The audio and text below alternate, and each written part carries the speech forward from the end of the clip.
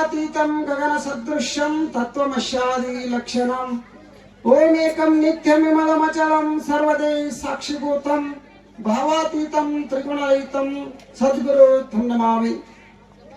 ವೇದಿಕೆ ಮೇಲೆ ಆಸೀನರಾದಂಥ ನಮ್ಮ ಕಕ್ಮರಿ ಪೂಜ್ಯರಿಗೂ ಶರಣಾರ್ಥಿಗಳನ್ನು ಸಲ್ಲಿಸಿ, ನಮ್ಮ ಗುರುಪ್ರಸಾದ್ ಅಪ್ಪಾಜಿಯವರಿಗೆ ಶರಣಾರ್ಥಿಗಳನ್ನು ಸಲ್ಲಿಸಿ, ವೇದಿಕೆ ಮೇಲೆ ಆಸೀನರಾದಂಥ ನಮ್ಮ ರಮಣ ಮಹಾರಾಜರಿಗೂ ಶರಣಾರ್ಥಿಗಳನ್ನು ಸಲ್ಲಿಸಿ, ಅದೇ ರೀತಿ ಗಣ್ಯ ಮಾನ್ಯರಾದಂಥ ಎಲ್ಲರಿಗೂ ಶರಣಾರ್ಥಿಗಳನ್ನು ಸಲ್ಲಿಸಿ, ವೇದಿಕೆ ಮುಂಭಾಗದಲ್ಲಿ ಆಸೀನರಾದಂಥ ಮಾಧ್ಯಮದ ಮಿತ್ರರಿಗೂ ಮತ್ತು ತಾಯಂದಿರಿಗೂ ಗುರು ಹಿರಿಯರಿಗೂ ಮತ್ತು ಯುವಕರಿಗೂ ಗ್ರಾಮಸ್ಥರಿಗೂ ಎಲ್ಲರಿಗೂ ಶರಣಾರ್ಥಿಗಳು. ಇವತ್ತಿನ ವಿಷಯ ಏನೈತೆ ಅಂತಂದ್ರ ಕೊರವಂಜಿ ದೇವಿಯ ಒಂದು ಜಾತ್ರಾ ಮಹೋತ್ಸವ. ಕೊರವಂಜಿ ದೇವಿ ಯಾರ ಮ್ಯಾಗ ಪ್ರೀತಿ ಇದ್ರಪ್ಪ? ಕೊರವಂಜಿ ದೇವಿ ಯಾರ ಮ್ಯಾಗ ಪ್ರೀತಿ ಇದ್ರು? ಸಾಕ್ಷಾತ್ ಪರಮಾತ್ಮನ ಮ್ಯಾಗ ಪ್ರೀತಿ ಇದ್ರು, ಕೃಷ್ಣನ ಮ್ಯಾಗ ಪ್ರೀತಿ ಇದ್ರು. ಈಗ ನಾವು ಏನು ನಾಮಸ್ಮರಣೆ ಮಾಡ್ಬೇಕಾಗೈತಿ?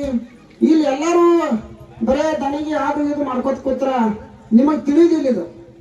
ಅಮ್ಮ ಎಲ್ಲರೂ ಸೈಲೆಂಟ್ ಆಗಿ ಕೊಂಡ್ರಿ. ಊಟ ಎಲ್ಲರೂ ಮಾಡಿಸ್ತಾರೆ, 24x7 ಊಟ ಸಿಗ್ತದ. ತಲೆ ಊಟ ಮಾಡ್ಸವ್ರು ಯಾರು ಸಿಗುದಿಲ್ಲ ನಿಮಗ. ಇದು ಜ್ಞಾನದ ಊಟ ಮಾಡ್ಸವ್ರು ಯಾರು ಸಿಗ್ತಾರ ಹೇಳ್ರಿ? ಅಪ್ಪವ್ರು ಬಂದಾರ, ಪರಮ ಪೂಜರು ಬಂದಾರ. ಜ್ಞಾನದ ಊಟ ಮಾಡ್ರಿ. ಒಂದು ದಿವಸ ಉಪವಾಸ ಬಿದ್ರೆ ಏನೂ ಆಗುದಿಲ್ಲ ನಿಮಗ. ಅದು ಮಹಾಪ್ರಸಾದ ಆಮೇಲೆ ಮಾಡ್ಬೇಕು. ಮೊದಲು ಜ್ಞಾನವನ್ನ ಸ್ವೀಕಾರ ಮಾಡಬೇಕು, ಆಮೇಲೆ ಪ್ರಸಾದ ಮಾಡಬೇಕು.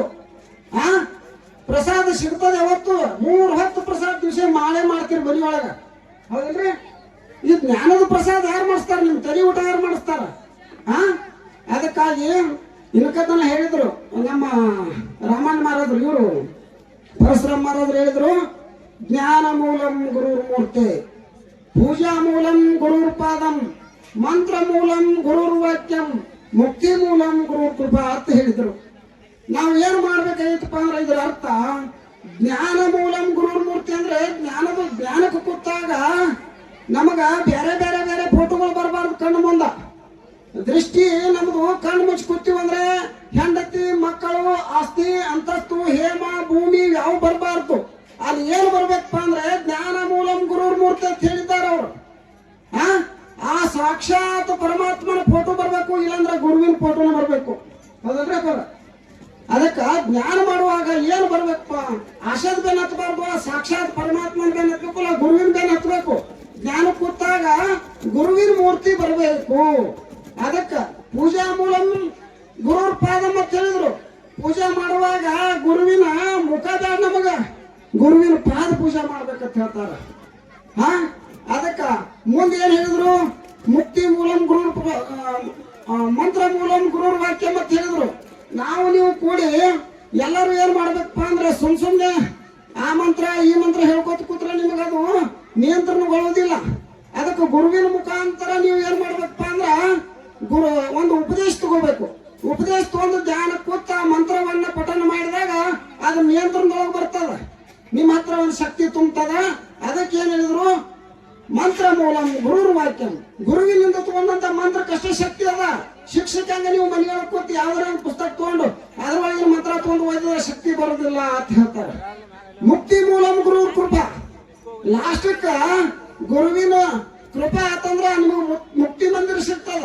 ಮುಕ್ತಿ ಮಂದಿರ ಹೆಂಗ್ ಸಿಗ್ತದಪ್ಪ ಅಂತಂದ್ರೆ ಸತ್ತ ಮ್ಯಾಗ ಮುಕ್ತಿ ಬೇಕಾಗಿಲ್ಲ, ನಮಗೆ ಇದ್ದಾಗ ಮುಕ್ತಿ ಮಾಡ್ಕೋಬೇಕು. ನಾವು ನೀವುಗಳು ಎಲ್ಲ ಇದ್ದುಕೊಂಡು ಅಧ್ಯಾತ್ಮ ಚಿಂತನೆ ಮಾಡೋದ್ರಿಂದ ಮುಕ್ತಿ ಮಂದಿರ ಸಿಗ್ತದ. ನೀವೆಲ್ಲ ಏನ್ ಕೂತಾರ್ಲಿ ಅಧ್ಯಾತ್ಮ ಚಿಂತನೆ ಮಾಡ್ರಿ, ಭಗವಂತನ ಧ್ಯಾನ ಮಾಡ್ರಿ, ಪೂಜೆ ಮಾಡ್ರಿ. ಅಲ್ಲಿ ಏನ್ ಹೇಳಿದ್ರು ಅಂದ್ರೆ ಹರನಾಮವನ್ನು ಬಿಡದೆ ಜಪಿಸಬಲ್ಲವರು ಭವ ಮರಣ ಮಾಯಾ ಕರ್ಮ ಮಲಪಾಶ ಬಂದ ಬಹುದುರಿತ ಸಂಸಾರ ಸಂತಾಪ ಸಂಚಯ ಒಳಿದು ವರ ಭೋಗ ಮೋಕ್ಷ ವಿಹುದು ಅಂತ ಹೇಳ್ತಾರ. ಯಾರು ಹೇಳಿದ್ರಪ್ಪ? ನಿಜಗುಣ ಶಿವಗಳು. ತನಿ ಮಾಡ್ಬೇಡ್ರಿ, ಬಾಬಾ ಈಗ ಕೇಳಿ ಶಾಂತಿ ಇರೋದಿಟ. ಹರನಾಮವನ್ನು ಬಿಡದೆ ಜಪಿಸಬಲ್ಲವರು ಅಂತಂದ್ರೆ ಪರಮಾತ್ಮನ ನಾಮವನ್ನ ದಿನಂಪ್ರತಿ ಯಾರ 10 ನಿಮಿಷ ಕೂತ ಧ್ಯಾನ ಮಾಡ್ತಾರ ಅವರಿಗೆ ಭವ ಮರಣ ಅಂದ್ರೆ ಹುಟ್ಟು ಸಾವುಗಳು ಬರ್ಲಾರ್ದಂಗ್ ಮಾಡ್ತೀನಿ. ನಿಮಗೆ ಯಾರಿಗೆ ಹುಟ್ಟು ಸಾವುಗಳು ಬರ್ಲಾರ್ದಂಗ್ ಮಾಡ್ತೀನಿ ಅಂತ ಹೇಳ್ತಾನ ಗುರು. ಭವ ಮರಣ ಮಾಯಾ ಕರ್ಮ ಈ ಅಜ್ಜಾರ ಆಶ್ರಮಕ್ಕೆ ನೀವು ಏನ್ ಮಾಡಿರಿ? ಎಲ್ಲರೂ ಕೂಡ ಬಂದ್ರಿ. ಬರುವಾಗ ಒಂದು ಆಕ್ಸಿಡೆಂಟ್ ಆಗ್ತದ ಒಬ್ರಿಗೆ. ಆಕ್ಸಿಡೆಂಟ್ ಯಾಕೆ ಆಗ್ತದಂದ್ರ ಭಕ್ತಿ ಇರ್ಲಾರ್ದಕ್ಕೆ ಆಕ್ಸಿಡೆಂಟ್ ಆಗ್ತದ. ಮುಂದು ಯಮ ಮಾಯಾ ಕರ್ಮ ಕೂತಿರ್ತದ, ನಿಮಗ್ ಕಾಣೋದಿಲ್ಲ. ಕಾಣೋದು ಮಾಯಾ ಕರ್ಮ ಗುರುವಿಗೆ ಒಬ್ಬಗೆ ಕಾಣಿಸ್ತದ. ಏ ಮಗ, ಈ ದಾರಿ ಹೋಗ್ಬೇಡ, ಈ ದಾರಿ ಹೋಗತ್ ಹೇಳಿದ್ರ ಗುರುವಿನ ಮಾತು ಕೇಳ್ಬೇಕು. ಯಾರು ಹೇಳಿದ್ರು? ನಿಜಗುಣ ಶಿವಗಳು ಏನ್ ಹೇಳ್ತಾರ? ಭವ ಮರಣ ಮಾಯಾ ಕರ್ಮ ಮಲಪಾಶ ಬಂದ ಬಹು ದುರಿತ ಸಂಸಾರ ಸಂತಾಪ. ಈ ಸಂಸಾರದೊಳಗೆ ಬಹಳ ಬಹಳ ಬಹಳ ಬಹಳ ಸಂತಾಪಗಳದಾವು. ಅದನ್ನೆಲ್ಲ ಗುರುಪಾದಕ್ಕೆ ಹಾಕಬೇಕು. ಗುರುವಿನ ಧ್ಯಾನ ಮಾಡ್ಬೇಕು. ಗುರುವಿನ ನಾಮಸ್ಮರಣೆ ಮಾಡುವುದರಿಂದ ಭವ ಮರಣ ಮಾಯಾ ಕರ್ಮ ಮಲಪಾಶ ಬಂದ ಬಹು ದುರಿತ ಸಂಸಾರದಾಗ ಸಂತಾಪಗಳು ಎಲ್ಲ ಓಡಿ ಹೋಗ್ಬೇಕಾದ್ರೆ ಏನ್ ಮಾಡ್ಬೇಕು ಅಂದ್ರೆ ಗುರುವಿನ ಧ್ಯಾನಗಳನ್ನು ಮಾಡ್ಬೇಕು. ದೇವಿ ದರ್ಶನ ಮಾಡ್ಬೇಕು. ಹರಪೂಜೆ ಗುರುಸೇವೆ ವರಪುಣ್ಯವಿಲ್ಲದೆ ಬರಿದೆ ಸುಖ ಭೋಗ ಸಿಗುವುದಿಲ್ಲ ಅಂತ ಹೇಳ್ತಾರೆ. ಏನ್ ಹೇಳಿದ್ರು? ಹರಪೂಜೆ, ಆ ಪರಮಾತ್ಮನ ಪೂಜೆ ಮಾಡ್ಬೇಕು, ಗುರುವಿನ ಸೇವೆ ಮಾಡ್ಬೇಕು. ಹರಪೂಜೆ ಗುರುಸೇವೆ ವರಪುಣ್ಯವಿಲ್ಲದೆ ಬರಿದೆ ಸುಖ ಭೋಗ ದೊರಕುವುದುಂಟೇನು ಆತ್ಮ. ಹೆಂಗ್ ಸಿಗ್ತದೆ ನಿಮಗೆಲ್ಲ? ಹೆಂಗ್ ಸಿಗ್ತದೆ ಹೇಳ್ರಿ? ಇವೆಲ್ಲ ನಾವು ಮಾಡುವುದರಿಂದ, ಕರ್ಮಾದಿಗಳನ್ನ ಮಾಡುವುದರಿಂದ ಅದು ಮುಂದಿನ ದಾರಿ ಸುಲಭವಾಗಿ ಸಿಗ್ತದ. ಹರಪೂಜೆ ಗುರುಸೇವೆ ವರಪುಣ್ಯವಿಲ್ಲದೆ ಬರೆಯದ ಸುಖ ಭೋಗ ಸಿಗುವುದಿಲ್ಲ. ಬರೀ ಕಾರ್ ಬರ್ಲಿ, ಬಂಗಲೆ ಬರ್ಲಿ, ಆಸ್ತಿ ಬರ್ಲಿ, ಹಣ ಬರ್ಲಿ, ಸಂಪತ್ತು ಬರ್ಲಿ, ನನಗ ಚಲೋ ಹೆಂಡ್ ಸಿಗ್ಲಿ, ಚಲೋ ಕಾರ್ ಸಿಗ್ಲಿ, ಏನು ಹೆಂಗ್ ಸಿಗ್ತದೆ ಅದಲ್ಲ? ಹೆಂಗ್ರಿ? ಅದಕ್ಕ ಪರಮಾತ್ಮನ ಪೂಜೆ ಮಾಡ್ಬೇಕು, ಗುರುವಿನ ಸೇವೆ ಮಾಡ್ಬೇಕು. ಆ ನಂತರ ಎಲ್ಲರಿಗೂ ಏನ್ ಬೇಕಾದ್ ಪಡ್ಕೊಳಕ್ ಸಾಧ್ಯ ಅಂತ ಹೇಳ್ತಾರ. ನಿಜ. ಯಾರು?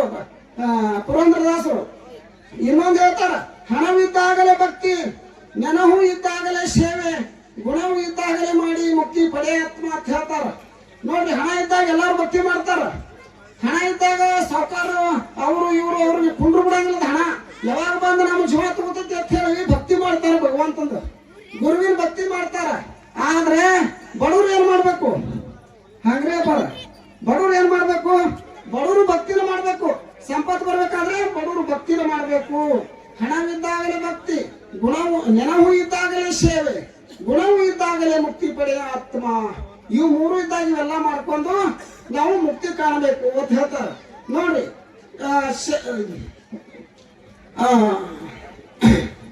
ಆಗ್ಲಿ. ಮತ್ತ ಇದಕ್ಕೆ ಏನೊಂದು ವಿಷಯ ಬರ್ತದಪ್ಪ ಅಂತಂದ್ರೆ, ಶನಿ ಪ್ರತಿಯೊಂದು ಒಬ್ಬರು ಹೆಗಲ ಮ್ಯಾಗ ಶನಿ ಏರ್ಕುತ್ತಾನ. ಶನಿಯನ್ನು ಇಳಿಸ್ಬೇಕಾದ್ರೆ ಏನ್ ಮಾಡ್ಬೇಕು ನಾವು? ಆ ಸಾಕ್ಷಾತ್ ಪರಮಾತ್ಮಗ ಶನಿ ಏರ್ಕುತ್ತಾನ. ಶನಿ ಯಾವಾಗ ಏರ್ಕುತ್ತಂದ್ರೆ ಒಂದು ದಿವಸ ಹೇಳ್ತಾನ, ಶನಿದೇವ್ ಬಂದ ದೇವಲೋಕದಾಗ ಪರಮಾತ್ಮ ನಿನ್ನ ಕಾಡ್ತಾನ ಅಂತ ಹೇಳ್ತಾನ. ಕಾಡ್ತಾನ ಕೂಡಲೇ ಪರಮಾತ್ಮ ವಿಚಿತ್ರ ಆಗ್ತದೆ. ಏನು ನನ್ನ ಮಗ ನೀ ನನ್ನ ಕಾಡ್ಲಿಕ್ಕೆ ಸಾಧ್ಯ ಅಂತ ಕೇಳ್ತಾನ. ಅವಾಗ ಇಲ್ಲ, ಪರಮಾತ್ಮ ನಿನ್ನ ಜನ ಇಲ್ಲತ್ತಾರು, ತನ್ನ ತಂದಿನ ಬಿಟ್ಟು ಊರೆಲ್ಲ ಕಾಡ್ಲತ್ತಾನೆ, ಶನಿದೇವ ಜಗತ್ತೆಲ್ಲ ಕಾಡ್ಲತ್ತಾನ ಅಂತ ಹೇಳ್ತಾರೆ. ಅವಾಗ ಶನಿದೇವನ ಪರಮಾತ್ಮನ ತಾನು ಹಾಗಾದ್ರೆ ನಾಳೆ ಮುಂಜಾನೆ ಸೂರ್ಯ ಉದಯ ಆಗಿ ಅಸ್ತ ಆಗುದ ಏನ್ ಕಾಡ್ರಪ್ಪ ಅಂತ ಹೇಳ್ತಾನೆ. ಅವಾಗ ಮರುದಿವ್ಸ ಶನಿದೇವ ಬರ್ತಾನ. ಬಂದು ಪರಮಾತ್ಮನ ಕಾಡ್ಬೇಕಂತ ಬರ್ತಾನೋ, ಪರಮಾತ್ಮನ ಕಾಡ್ಬೇಕಂತ ಬಂದು ಅವನ ಪರಮಾತ್ಮ ಆಶ್ರಮದಾಗ ಬರ್ಬಿಡ್ದ. ಪರಮಾತ್ಮ ಹೋಗ್ಬಿಟ್ಟಿರ್ತಾನ, ಪೂಜೆ ಗೀಜೆ ಎಲ್ಲ ಮುಗಿಸ್ಕೊಂಡು ಹೋಗಿ ಭೂಲೋಕಕ್ಕೆ ಹೋಗಿರ್ತಾನ. ಭೂಲೋಕಕ್ಕೆ ಹೋದ ಬಳಿಕ ಶನಿದೇವತಾನ ಬಂದ ನಂದಿನ ಕೇಳ್ತಾನ. ನಂದಿ ಮತ್ತ ಪರಮಾತ್ಮ ಎಲ್ಲಿ ಹೋದ ಇವತ್ತ ಅವನ ಕಾಡಾವಿದ್ನಿ ಇಲ್ಲ, ಮತ್ತ ನನ್ಗೆ ಪರಮಾತ್ಮ ಭೂಲೋಕಕ್ಕೆ ಹೋಗ್ಬಿಟ್ಟಾನ. ಅದಕ್ಕೆ ಶನಿದೇವ ಹೋಗ್ತಾನ ಭೂಲೋಕಕ್ಕೆ ಹೋಗಿ ಪರಮಾತ್ಮನ ಹುಡುಕ್ತಾನ. ಪರಮಾತ್ಮ ಸಿಗುದಿಲ್ಲ. ಹೊಳ್ಳಿ ಬಂದ ಮತ್ತೆ ದೇವಲೋಕದಾಗ ಶನಿದೇವ ಕುಂಡಿರ್ತಾನ. ಹೊತ್ತು ಮನೆಗೆ ಬರೋಣ ಎಲ್ಲಿ ಹೋಗ್ತಾನ ಅಂತ ಹೇಳಿ. ಅದಕ್ಕೆ ಆ ಪರಮಾತ್ಮ ಹೊತ್ತು ಮನೆಗೆ ಬರ್ತಾನ, ದೇವಲೋಕಕ್ಕೆ ಬರ್ತಾನ. ಶನಿದೇವನ ಮುಂದೆ ಬಂದ ನಿಂದಿರ್ತಾನ. ಯಾಕಪ್ಪ ಮತ್ತೆ ಶನಿದೇವ ನಾನು ಕಾಡಲಿಲ್ಲ ಅಂತ ಕೇಳ್ತಾನ. ಅವಾಗ ಶನಿದೇವ ಹೇಳ್ತಾನ, ಪರಮಾತ್ಮ ನೀವ್ ಎಲ್ಲಿ ಹೋಗಿದ್ದಿ ಕೇಳ್ತಾನ. ಇವತ್ತನ ನಾನು ಭೂಲೋಕದಾಗ ಹೋಗಿದ್ನಿ. ಭೂಲೋಕ ಯಾಕೆ ಹೋಗಿದ್ದಿ? ಇಲ್ಲ ಮತ್ ನೀ ಕಾಡ್ಕೊಂಡಿದ್ದಿ, ನೀ ಹೆಂಗ ಕಾಡ್ತಿ ನೋಡೇ ಬಿಡೋಣ ಅಂತ ಹೇಳಿ ನಾ ಭೂಲೋಕಕ್ಕೆ ಹೋಗಿನಿ. ಮತ್ತ ಭೂಲೋಕದಾಗ ನಾ ಬಂದಿನ ಹುಡುಕಾಡಿಲ್ಲ, ಎಲ್ಲಿ ಹೋಗಿದ್ದಿ ಅಂತ ಕೇಳ್ತಾನ. ಕೇಳಿದ ಕೂಡಲೇ ಪರಮಾತ್ಮ ಹೇಳ್ತಾನ, ಏನಿಲ್ಲ ನಿಮ್ಗೆ ಸಿಗಬಾರ್ದಂತ ಕತ್ತಿ ಹೊಟ್ಟೆಯಾಗ ಆಡ್ಕೊಂಡಿನಿ ಅಂತ ಹೇಳ್ತಾನ. ಅವಾಗ ಶನಿದೇವ್ ಹೇಳ್ತಾನ, ನನ್ನ ಸಂಬಂಧ ಹೆದ್ರ ಕತ್ತಿ ಹೊಟ್ಟೆಯಾಗ ಹೋಗಿ ಆಡ್ಕೊಂಡಿಲ್ಲ ನೀನು, ಅದೇ ನಾನು ಕಾಡಿದ್ದು ಅಂತ ಹೇಳ್ತಾನೆ. ಅದಕ್ಕ ಪರಮಾತ್ಮನ ಕತ್ತಿ ಹೊಟ್ಟೆ ಹೋಗುವಂಗ ಮಾಡ್ಯಾನ ಶನಿದೇವ. ಹೌದಿಲ್ರಿ? ಅದಕ್ಕ ಎಲ್ಲಾರು ಏನ್ ಮಾಡ್ಬೇಕಾಯ್ತಂದ್ರ, ಶನಿ ಬಂದು ಹೆಗಡಿ ಇರಬಾರ್ದಂದ್ರ ನಾವೆಲ್ಲರೂ ಪರಮಾತ್ಮನ ಧ್ಯಾನ ಮಾಡಬೇಕು, ಗುರುವಿನ ಸೇವೆ ಮಾಡಬೇಕು, ಆ ದೇವಿ ಭಕ್ತಿ ಮಾಡಬೇಕು. ಭಕ್ತಿ ಅನ್ನೋದು ಕರಗಸವಿದ್ದಂತೆ ಹೋಗ್ತಾನು ಕೊರಿತದ, ಬರ್ತಾನು ಕೊರಿತದ. ಹೌದಿಲ್ಲ? ಶನಿಕೆಯನ್ನು ತಪ್ಪಿಸ್ಕೋಬೇಕಾದ್ರೆ ಗುರು ಸೇವೆ ಮಾಡಬೇಕು, ಭಕ್ತಿನ ಮಾಡಬೇಕು, ಪೂಜೆನ ಮಾಡಬೇಕು.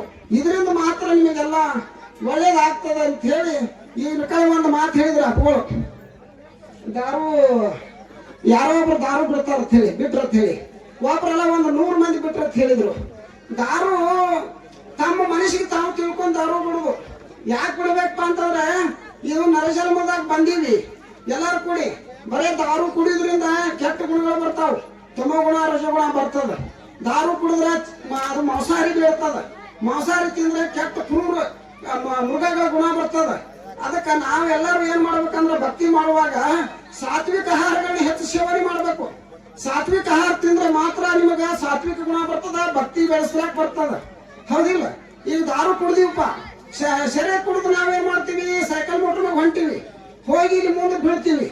ಬಿದ್ದ ಮುಂದಿನ 32 ಹಲ್ಲು ಮುರ್ಕೋತೀವಿ. 32 ಹಲ್ಲು ಮುರ್ಕೊಂಡ್ ಬರಕ್ ಅಷ್ಟೇ ಸಾಕು ನಮಗೀಗ. ಉದಾಹರಣೆಗೆ 32 ಮುರಿದಿದ್ದಷ್ಟೇ ಹೇಳ್ತೀನಿ, 32 ಹಲ್ಲು ಮುರಿದಷ್ಟೇ ಹೇಳ್ತೀನಿ.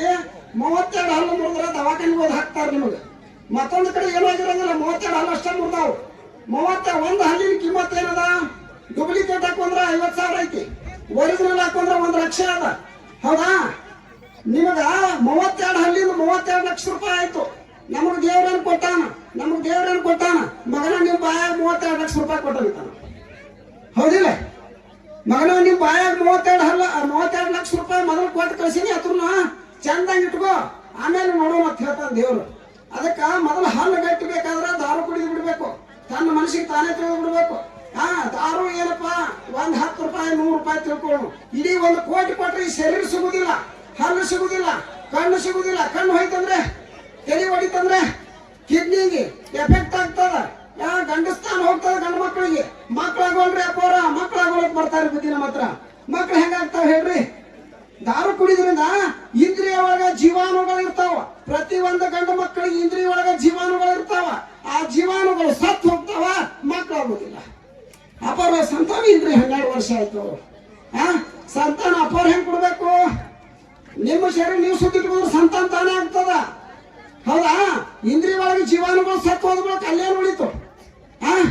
ಜೀವಾಣುಗಳನ್ನ ಕ್ರಿಯೇಟ್ ಮಾಡ್ಕೋಬೇಕಾದದ್ದು ನಿಮ್ಮ ಕರ್ತವ್ಯ, ನಿಮ್ಮ ಧರ್ಮ. ನಿಮ್ಮ ಶರೀರ ರಕ್ಷಣೆ ನೀವು ಮಾಡ್ಕೋರಿ. ಹೆಂಗ್ ಮಾಡ್ಲಿಕ್ಕೆ ಬರ್ತದ ಹೇಳು? ಎಲ್ಲಾ ತರ ಪಂಕ್ತಿ ಒಳಗೆ ಇದ್ದಂದ್ರೆ ನಾವು ಆಶೀರ್ವಾದ ಮಾಡ್ಲಿಕ್ಕೆ ಬರ್ತದ. ಅಪ್ಪವ್ರ ಆಶೀರ್ವಾದ ಮಾಡ್ತಾರ, ಸಂತಾನ ಕೊಡ್ಲಿಕ್ಕೆ ಸಾಧ್ಯ ಅದ. ಆದ್ರೆ ನಿಮ್ ಇಂದ್ರಿಯ ಒಳಗೆ ಜೀವಾಣುಗಳು ಸತ್ ನಂತರ, ದಾರು ಕುಡಿದು ಸತ್ ನಂತರ ಎಲ್ಲಿಂದ ಸಂತಾನ ಆಗ್ತಾವ? ಅದಕ್ಕೆ ಇದು ಶರೀರ ಬಹಳ ತುಟ್ಟಿದೈತಿ. ಯಾಕಂದ್ರ ಹಾರ್ಟ್ ಬಹಳ ಒಳಗಿಟ್ಟಾನ ಭಗವಂತ. ಹಿಂದೆ ಎದಿಗೆ ಗುದ್ರೂ ಅದಕ್ಕೆ ಡ್ಯಾಮೇಜ್ ಆಗಂಗಿಲ್ಲ, ಪೂರ್ಣ ಒಳಗಿಟ್ಟಾನ. ಕಿಡ್ನಿಗಳು ಇಲ್ಲಿ ಏನಿಟ್ಟಾನ, ಒಳಗಿಟ್ಟಾನ. ಎಲುಬಿನಾಗ ಗೂಟ್ ಎಲುಬಿನಾಗ ಒಳಗೆ ಬೋಕದ, ಆ ಬೋಕನಾಗ ಕಿಡ್ನಿ ಇಟ್ಟಾನ. ಯಾಕಂದ್ರೆ ಬಹಳ ತುಟ್ಟಿ ವಸ್ತುಗಳನ್ನ ತುಟ್ಟಿ ಅದಿದ್ದು ರೇರ್ ಇದ್ದು ಒಳಗಡೆ ಇಟ್ಟಾನ. ಆ ಪಟ್ನ ಡೂಪ್ಲಿಕೇಟ್ ಹೊರಗಿಟ್ಟಾನ. ಪಟ್ನ ಹೊಡೆದ್ರೆ ಮತ್ತೆ ಸಿಗ್ಬೇಕದು. ಆ ತರ ಇದು ಹೊರಗಿಟ್ಟಾನ. ಬಹಳ ದೇವ್ರ ಶೇಣೆ ಅದಾನ. ಅದಕ್ಕೆ ಎಲ್ಲಾರು ಶರೀರವನ್ನೇ ಕಾಪಾಡ್ಕೋಬೇಕಾದ್ರೆ ಭಕ್ತಿ ಮಾಡ್ರಿ, ಎಲ್ಲರಿಗೂ ಒಳ್ಳೇದಾಗ್ತದ. ಆ ಕೊರವಂಜಿ ದೇವಿ ಅಪ್ಪರು ಎಲ್ಲರೂ ನಿಮ್ಗೆ ಆಶೀರ್ವಾದ ಮಾಡ್ತಾರ. 100 ವರ್ಷ ಭವಿಷ್ಯ ಅಭಿವೃದ್ಧಿ ಆಗ್ಲಿ. ಪರಮಾತ್ಮ ಪರಮೇಶ್ವರಿ ನಮ್ಮ ಕೊರವಂಜಿ ದೇವಿ ಎಲ್ಲ ನಿಮ್ಗೆ ಸಕಲ ಆಯುಷ್ಯ ಆರೋಗ್ಯ ಶ್ರೀ ಸಂಪತ್ತವನ್ನು ಕೊಟ್ಟು ನಿಮ್ಮೆಲ್ಲರನ್ನೂ ಕಾಪಾಡಲಿ. ವರ್ಷ ಬಂದು ಈ ಜಾತ್ರೆಯನ್ನು ಆನಂದವಾಗಿ ಮಾಡ್ರಿ ಅಂತ ಹೇಳಿ ಈ ಒಂದು ಮಾತುಗಳನ್ನ ಗುರುಪಾದಕ್ಕೆ ಅರ್ಪಿಸ್ತೀನಿ. ಮಹಾನ್ ತಪಸ್ವಿಗಳು ಜಗದ್ಗುರು ಮೌನೇಶ್ವರ ಜ್ಞಾನವಸ್ತ್ರಮ ಸುಕ್ಷೇತ್ರ ತಿಲಸಂಗ ಪೂಜ್ಯರಿಗೆ ಒಂದ್ಸಾರಿ ಚಪ್ಪಾಳೆ ತಟ್ಟಿ ಕಾರ್ಯಕ್ರಮದ ಪರವಾಗಿ ಬಹಳ ವೀರಾವೇಶದಿಂದ ಅವಾಗ ನಡು ಹೇಳ್ರಿ. ಯಾಕೆ ಹೇಳ್ರಿ ಅಂದ್ರೆ ಇದು ಮಾನವ ಜನ್ಮ ಬಹಳ ದೊಡ್ಡದತ್ತೀವೋ, ಇದನ್ನ ಹಾನಿ ಮಾಡ್ಕೊಳ್ಬೇಡ್ರು, ಹುಚ್ಚಪ್ಪಗಳಿರ ಅಂತ ಹೇಳಿ ಪುರಂದರ ದಾಸರು ಹೇಳ್ಯಾರ. ಇದು ಮತ್ತೊಮ್ಮೆ ಬರುದಿಲ್ಲ. ಇದೇನು ಬಂದೈತಿ ಅಂದ್ರೆ ಇದನ್ನ ಒಳ್ಳೆ ಮಾರ್ಗದಿಂದ ಸತ್ಸಂಗದಾಗ ನಾವು ನೀವೆಲ್ಲ ಕಳಿನು ಅಂತಕ್ಕಂಥ ನಾನುಡಿ ನಮ್ಮೊಂದಿಗೆ ಹಚ್ಕೊಂಡಿರ್ತಕ್ಕಂಥ ಪೂಜ್ಯರಿಗೆ ಗೌರವಪೂರ್ವಕವಾದಂತ ಅಭಿನಂದನೆಗಳು ಸಲ್ಲಿಸಿ, ಇನ್ನ ವಿಶೇಷವಾಗಿ ಶ್ರೀ ಮಠದ ಭಕ್ತಾದಿಗಳು ನೂತನವಾಗಿ ಆಗಿರ್ತಕ್ಕಂಥ ಕ್ರಾಂತಿವೀರ ಸಂಗೋಯರನ್ನಾಗಬೇಕು ಮಹಾರಾಜರು. ಬಹುಶಃ ಒಮ್ಮೆ ರಾಯಣ್ಣ ಖಡ್ಗ ಎತ್ತಿದಂದ್ರೆ ದುಷ್ಟರುಂಡ ತೆಗಿಲಾರ್ದ ತಲೆಗೆಂತೂ ಕಟ್ಟಿಗಿಳಿದಿಲ್ಲತ್ತ. ಹಂಗ ರಾಮಾಯಣ ಒಂದ್ಸಾರಿ ಜೋರಾದ ಚಪ್ಪಾಳೆ ತಟ್ಟಿ ಪೂಜ್ಯರಿಗೆ ಗೌರವಪೂರ್ವಕದಂತ ನೋಟಿನ ಹಾರನ್ನ ಹಾಕಿ ಅದು ಎಷ್ಟೈತೆ ಕೇಳಿ ಅದೇನು ಹೆಸರು ಹೇಳಬಾರ್ದಂದ್ರ ನನಗೂ ನಾನೇನು ಹೇಳೋದಿಲ್ಲ ತಮ್ಮ ಕಡಿಮೆ ಅಂದ್ರೆ ಒಂದು 10,000 ರೂಪೀಸ್ ಹೂವಿನ ಹಾರವನ್ನು ಮಾಡಿದ್ದಾರೆ. ಒಂದ್ಸರಿ ಜೋರಾದ ಚಪ್ಪಾಳೆ ತಟ್ಟಿ ಅದನ್ನ ಅಳಿಲಿಕ್ಕೆ ಬರೋದಿಲ್ಲ ಸರ್. ಅವ್ರದ್ದು ದಿನಾಲು ಸಾಕಷ್ಟು ಅದ ಅವರು. ಹಾ, ಇದು ಬಹಳ ಮಹತ್ವ ಸರ್. ಫೋಟೋದವರು, ವಿಡಿಯೋದವರು, ಸಂಪಾದಕರು ಎಲ್ಲರಿಗೂ ಏಕಕಾಲದಲ್ಲಿ ನಿಂತ್ಕೊಡ್ತಾರೆ. ಎಲ್ಲರಿಗೂ ಶಾಲನ್ನು ಒದಿಸಿ ಮಾಲ್ಯನ ಹಾಕಿ ಗೌರವಿಸ್ತಾ ಇದ್ದೇವೆ. ಲಕ್ಷ್ಮಣ್ ರಬಕವಿ ಅವರು. ತಮ್ಮ ಲಕ್ಷ್ಮಣ್ ರಬಕವಿ ಬಲ್ಲ, ನೀನು ಹೆಸರು ಹೇಳ್ಬೇಕಂದ್ರೆ ನೀ ಸೌಂಡ್ ಸಿಸ್ಟಮ್ ಅಲ್ಲನ್ನ ನೀ ಅಲ್ಲೇ ಕೂತ ನೀನು ಸೌಂಡ್ ಸಿಸ್ಟಮ್ ಅಂತ ಮಾತಾಡ್ತೀನಿ. ಬರ್ತಾರೆ ಲಕ್ಷ್ಮಣ್ ರಬಕವಿ ಅವರಿಗೆ ಕೂಡ ಗೌರವಪೂರ್ವಕವಾದಂತ ಸನ್ಮಾನ ನೆರವೇರ್ತದೆ.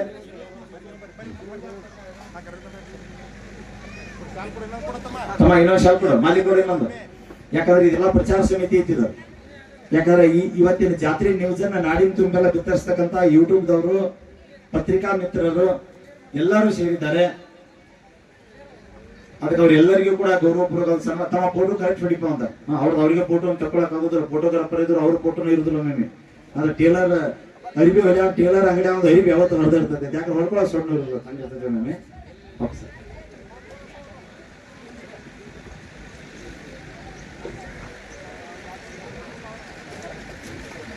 ಕುರ್ಚಿ ಮೇಲೆ ನೀಲಾದ್ರೆ ಎಲ್ಲ ಬರ್ತೈತಿ ನೋಡ. ನಾವು ಹೇಳ್ಬೇಕಾಗ್ತೀವಿ ಫೋಟೋಗ್ರಾಫರ್ ಬಗ್ಗೆ. ಹಾ, ಫೋಟೋಗ್ರಾಫರ್ ಮಾತು ಕೇಳಿದ್ರೆ ಫೋಟೋ ಚಂದ ಬರ್ತಾವ. ಡಾಕ್ಟರ್ ಮಾತು ಕೇಳಿದ್ರೆ ಆರೋಗ್ಯ ಚೆನ್ನಾಗಿರ್ತೈತಿ. ಪರಮ ಪೂಜ್ಯರ ಮಾತು ಕೇಳಿದ್ರೆ ನಮ್ಮ ನಿಮ್ಮ ಬಾಳೆ ಬಂಗಾರ ಆಗ್ತದೆ. ಬಂಧುಗಳೇ, ನಮ್ಮ ನಿಮ್ಮ ಬಾಳೆ ಬಂಗಾರ ಆಗ್ತದೆ. ತಮ್ಮೆಲ್ಲರಿಗೂ ಗೊತ್ತಿರ್ಬೇಕು. ವೇದಿಕೆಗೆ